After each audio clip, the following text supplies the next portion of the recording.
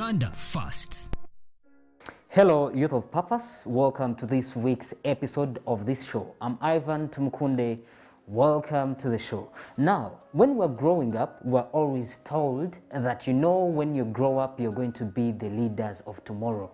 When you're at schools, when you went to when it was your first time to go to a primary school, they told you you are the future leaders. But you're never told what kind of time and what exact time you will become that kind of leader.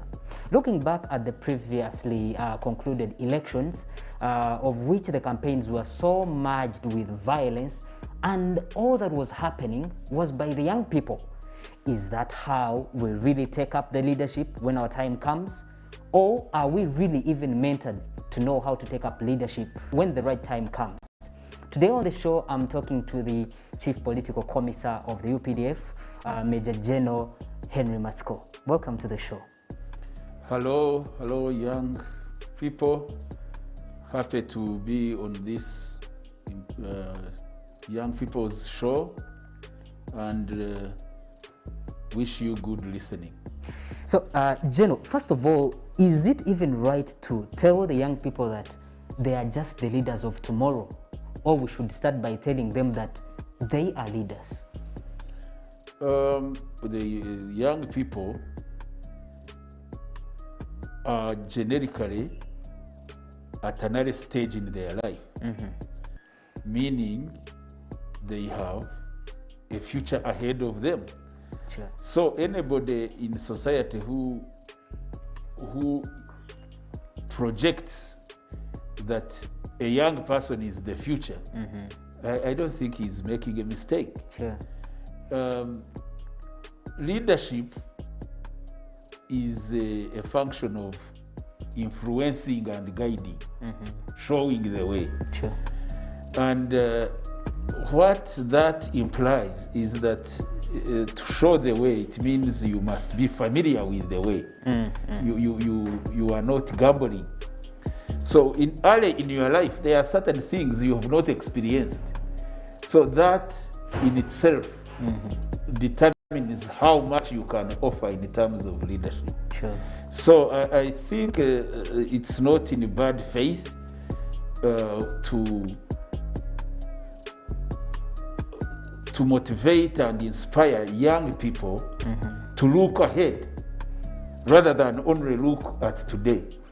Because if you say you are already the one to be in charge, there are certain things that young person has not experienced and not familiar with, and it would impose some challenges with such a young person.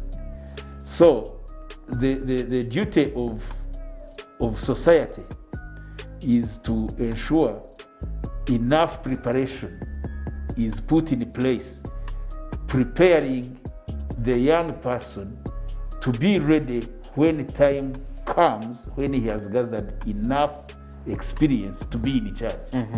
Leaving out how it's put in the Constitution that someone is allowed to vote and to be voted for after they've turned 18, is there a specific time when someone should be involved in leadership, especially of politics? Well, political life is about offering well thought out solutions to problems of society. And definitely it goes along with experience gathering. So while it is constitutionally allowed that after 18 you can take charge of situations, realistically you discover that at that age, even biologically, the body, the psyche, and the whole outlook of a person is still developing. But there are those who are talented, who we don't have the same gifts in terms of acumen or the way we do things. Sure. But definitely society has a sense of judgment. They will know that so and so still lacks something, let's give this person time to grow and have enough experience. In politics, there is also emotions. People can get excited and say, let's try out this one. I know. So my own take is that the time of youngness should be time of doing enough preparation. So, talking about it logically, and this is in the traditions of earlier societies, young people do have some activities they do because of their youngness. They have the energy, they have the zeal to do certain things, and you would find in the early societies that capability would be channeled to activities which demand that energy.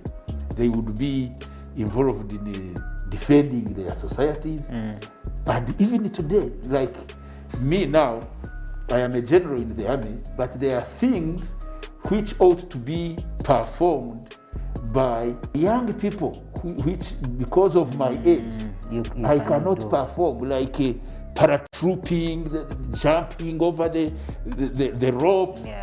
I may want to try, but because of the age I am at, cannot. I will break my back. True. But young people, because of the biology of their body, the physiology, they are still capable of doing that. So naturally, there should be responsibilities assigned to the young people, even in the political life, like defending a country. Yes. Is a very important aspect of political life. And not everybody should be rushed, because after all, being like a president is one position. So you can't say all young people all target to be president of the country. Yes. That would be also really misleading. So, talking about preparedness and experience, we've said that the youngness is to prepare you. What are you doing, one, as the Secretariat for Patriotism clubs, or the students that really go through these trainings, and still as a country, are we having systems that are really helping the young people to be prepared and to be ready? Is there any kind of mentorship that is done to make sure that the leaders we get? This, in our own understanding, this country has the best policies for young people. You remember there is the issue of even dying when you are still young. You can even die, you can die in infancy. True. This country has a good policy of universal immunization. So you preserve the infant to grow and become a youth. After that, you have a good policy of access to education for all. That's part of being prepared. So without even going into the politicization of the young person, the education system is making this young person develop capabilities of solving problems of the world. That's what education is supposed to be doing. So people need to really understand what exactly do you mean by youth-friendly programs. One, you ensure children don't die. It's not by accident that we have a big population of young people. It means they survived in the first place. Secondly, how are you preparing them? The education policy, which is all-embracing. Access is guaranteed by universal primary and secondary and even post-primary education. Then, of course, on top of that, you need to pay attention to skilling, you need to pay attention to attitude development, where now patriotic education becomes a necessity. So the fact that the young people are over 70% in this country, how are you capitalizing on that as government to make sure that they are put to use? Yeah, the government in this regard is putting in place an environment that gives opportunity to welfare and the livelihood of the young people. If you have been listening, government is emphasizing modernization of production, especially in agriculture, in industry, in the service provision. All these are areas which offer opportunities to the young people. If you go to a country like China, China's population is far big than many of our small countries here. When you move there, you don't find people redundant. Why? One is that the economy has been structured in such a way that everybody gets opportunity to be occupied and have a livelihood. And this is the direction we are taking. And we had to do first things first. Of course, peace, establish stability and security, go into the necessary infrastructure to attract investment, build roads, build power, build telecommunications, then ensure that you also mobilize the population to tap into those opportunities that are being availed. So the young people in Uganda have an opportunity, and generally in Africa, with a restructured and transformed economy. The issue is socio-economic transformation to ensure our people change their attitude towards how to produce. Because if you listen to our president, he's ever saying production today cannot be like in the tradition time of producing to eat and finish. You must produce what to survive on, but also what to put to the market. And once you do that, then you are solving employment. If somebody is engaged in gainful production, that's employment. People think employment means being hired only. By someone. No. Once you participate in gainful production, That's employment. gainful activity, you are employing your energy, and that energy is giving you a livelihood. Of course, the mindset of people, our people in the countryside think everybody must be hired. My child must be trained, and so that he's readily available in the market to be hired. That's one opportunity. But education should prepare children to be problem solvers, to take opportunities in the economy and have a livelihood. The idea is have a livelihood, engage in gainful production and activities. And once you do that, it's even more comfortable than being at the mercy of another hiring. Jen, I would like to go back to the politics. We might have done all that for the young people to be able to enjoy the space that is available, but there is still a challenge of enjoying and getting into the political space. Politics is about solving problems of society.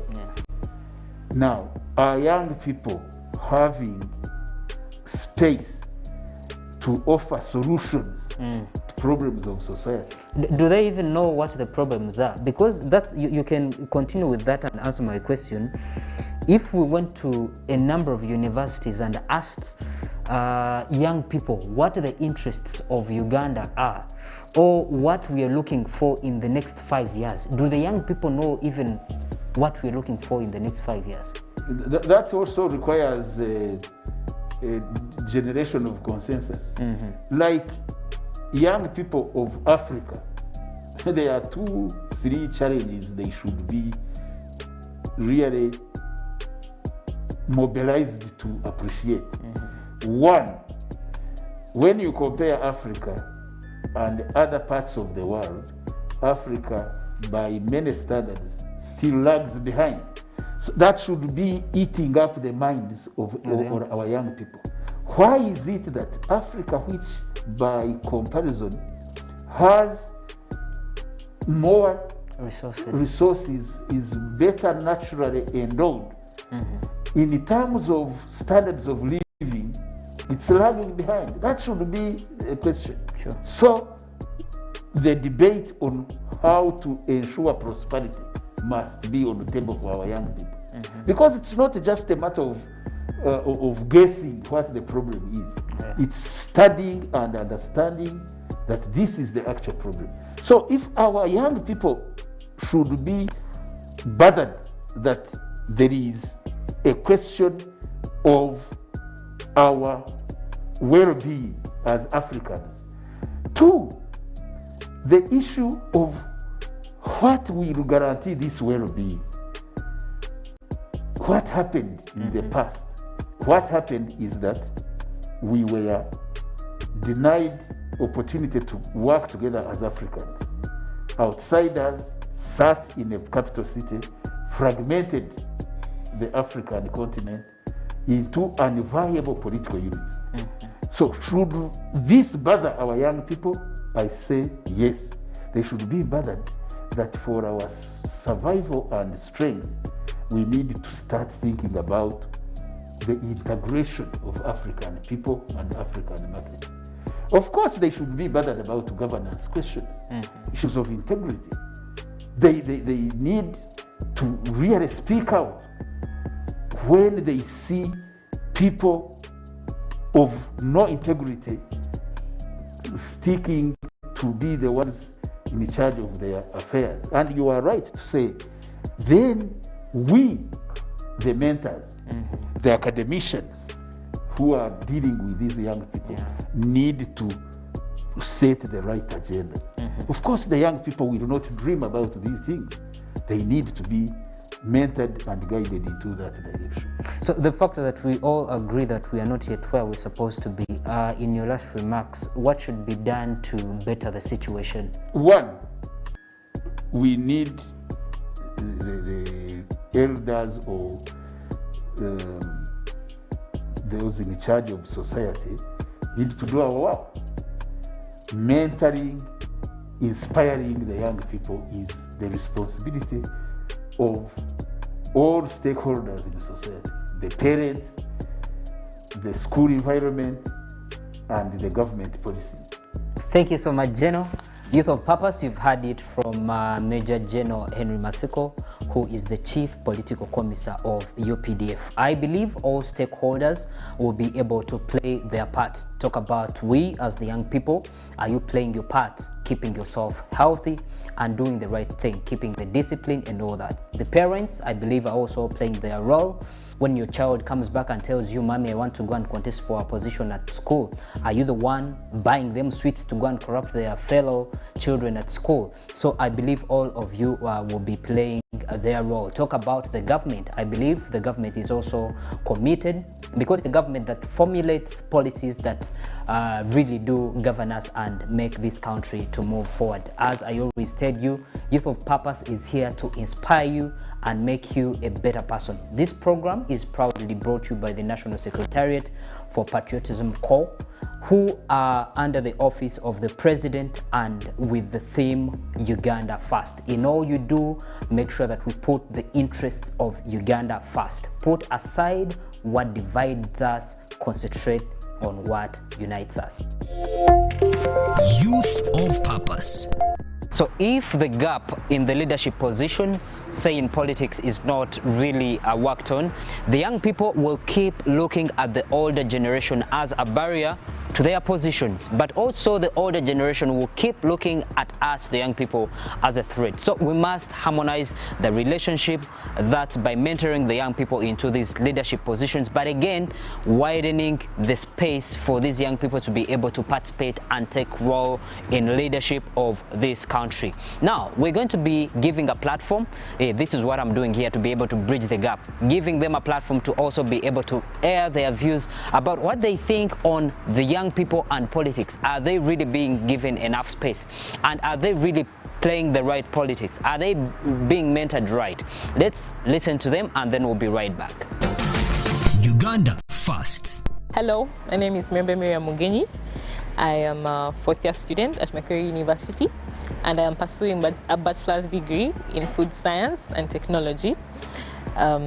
Today I'll be talking about youth involvement in politics, why it is important for the young people to actively participate in politics. From the recently concluded elections, it is painful to see that youth involvement, when youth are involved in politics, it's mostly associated with violence and coming out strongly on issues that affect us. And because of that, youth who consider themselves as peaceful people and those who do not want to come out strongly as violent people have been left out or have chosen to be passive in participating in politics. And from my perspective, from my point of view, that is not the ideal situation, because for a political system to be representative, all members of a given society need to be actively involved. So if the youth are left out, if the youth choose to be passive, if they choose to take a passive role, then the political system will not be representative. So to make a difference in the long term, it is important that the youth actively participate in politics. Uganda First. Hello, my name is Blaise Chinomujin-Shem, and I'm a youth activist. Now, today I'm going to talk about what affects youth from participating in politics. One of the biggest barriers to youth participation in politics is commercialization of politics. So commercialization of politics put the elder or the old people at an advantage, maybe in terms of resource mobilization to injecting the campaigns and all that. And in this case, it means that nobody, especially the youth, puts politics as a priority. No one minds about politics because they don't have those resources. And also it also means that the youth need to first, for instance, focus on life and first maybe get good jobs. Some of them, sometimes it's about to first get married, because if you don't have a wife, for instance, and a stable family, you're going not to be able to participate in politics, and people are going to value you. When people finish campus and they want maybe to elevate to another level now of nationwide politics, because now they don't have resources and all that, then it is completely of a big challenge. Uganda First. Hello, Youth of Purpose. My name is Ankunda Haran, a social worker. Now, when you talk about politics, you must talk about power. And when you talk about power, you must talk about leadership. And definitely, when you talk about leadership, you must talk about mentorship. So I believe that the only way that gap can be bridged is through mentorship. So the generals or the elders in politics should be intentional with mentoring the youth. But you cannot mentor someone without being available. So imagine if everyone in a leadership role was mentoring 10 young people. The sky wouldn't even be the limit. Youth of Purpose. Wow, you've heard it from them, and you can see the challenges that the young people are having as far as engaging in politics and leadership is concerned. What is your role? What are you doing about this?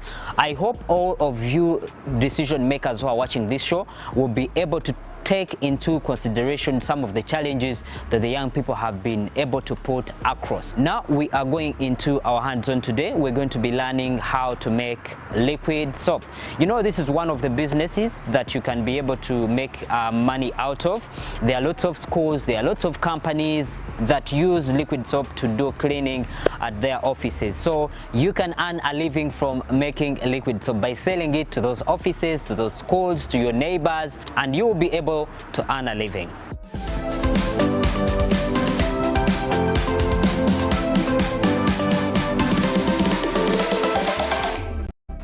My name is Hakizagad. Today we are going to see how we make liquid soap. When you want to make liquid soap, ingredients you need is ugaru, you need salt, you need sulfonic acid, you need metasilicate, you need caustic soda, you need perfume, you need color.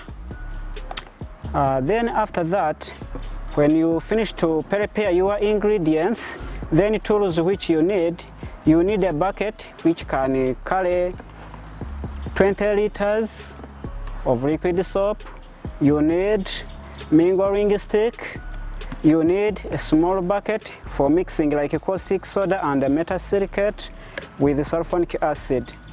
Then now, after getting that, let's see how we can mix 20 liters of liquid soap. When you want to mix 20 liters of liquid soap, in these ingredients measurement you need 1 kilogram of ugaru, you need 1 kilogram of salt, you need half liter of sulfonic acid, you need 3 tablespoons of caustic soda, you need 3 tablespoons of metasilicate, and then perfume according to your choice, and also color. Then let us start mixing our ingredients to make 20 liters of liquid soap. We start with salt. You pour in our bucket.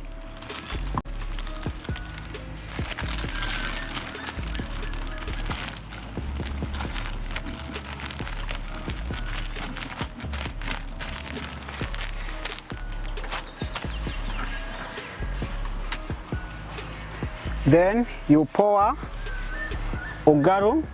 You mix ugaru with salt.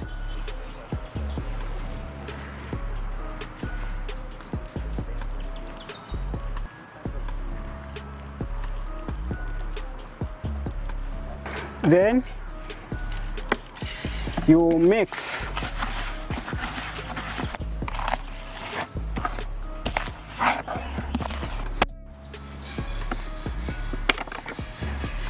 three, 1, 2, 3. And again 3 tablespoons of metasilicate.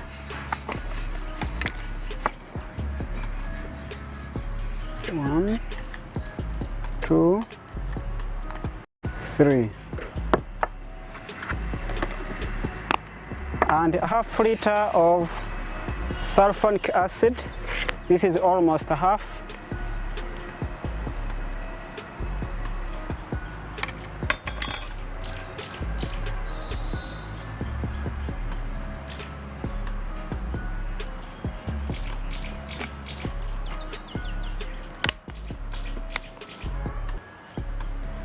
Then you mix.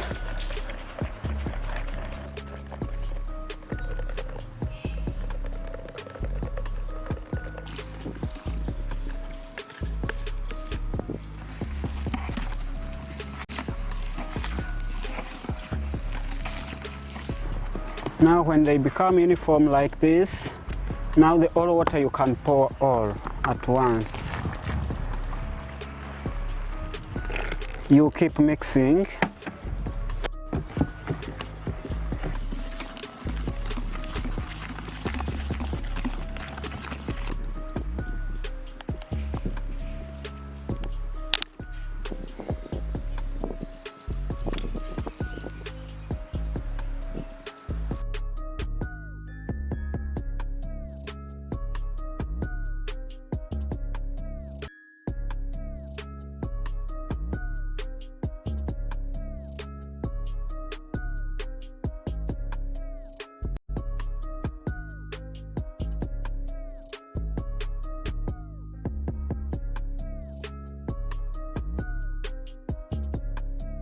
Now this is our final product of liquid soap. I have poured in this small bucket to make me easier to pour in this packaging of jerry can.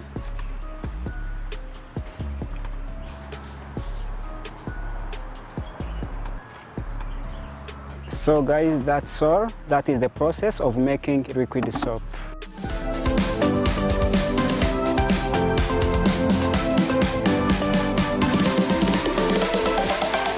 Wow, it's been a beautiful show today, and I believe Youth of Purpose is going to be able to help you to become a better person, but again, participate fully in the development of this country, socially, economically, and politically. We are getting to understand what Uganda is about and getting to be more patriotic. Remember, this show is proudly brought to you by the National Secretariat for Patriotism Corps, Office of the President, under the theme Uganda First, reminding you that let's put the interests of Uganda first in all that we do. My name is Ivan Tumukunde.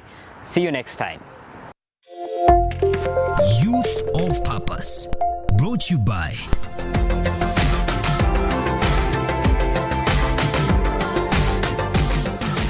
Uganda